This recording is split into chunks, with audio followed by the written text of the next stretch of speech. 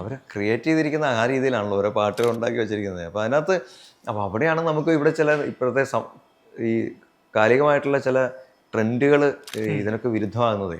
അപ്പോൾ ഇവരൊക്കെ ഉണ്ടാക്കി വെച്ചിരിക്കുന്ന പാട്ടുകൾ എടുത്തിട്ട് അതിനെ രൂപഭേദം വരുത്തി ഇപ്പോൾ ഹിറ്റുകൾ ആയി മാറുന്നുണ്ടല്ലോ, അവർ ക്രൗഡ് പ്ലേയേഴ്സ് ആയിട്ട് മാറുന്നു എന്നുള്ളത് അത് വലിയൊരു സംഭവമാണത്. അല്ല, നല്ലപോലെ ചെയ്യുന്നവരും ഉണ്ട്, അതിനെ അല്ലേ മോശപ്പെടുത്തുന്ന ആളുകളും എല്ലാം.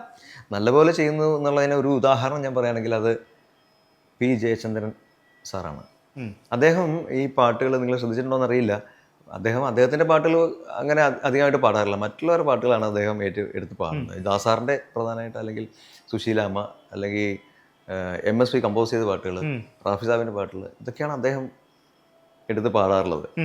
അപ്പോൾ അങ്ങനെ പാടുന്ന പാട്ടുകളിനകത്ത് അദ്ദേഹം ചെറിയ ന്യൂആൻസസ് ചേർക്കും. അതിങ്ങനെ അദ്ദേഹം അങ്ങനെ ആസ്വദിച്ച് പാടുന്ന കൂട്ടത്തിൽ വരുന്നതാണ്. ഇതിങ്ങനെ അവിടെ ഒരു സംഗതി ചേർത്ത് എനിക്ക് ആളാകണം എന്നുള്ളതൊന്നുമില്ല, അങ്ങനത്തെ സംഗതിയേ അല്ല അത്.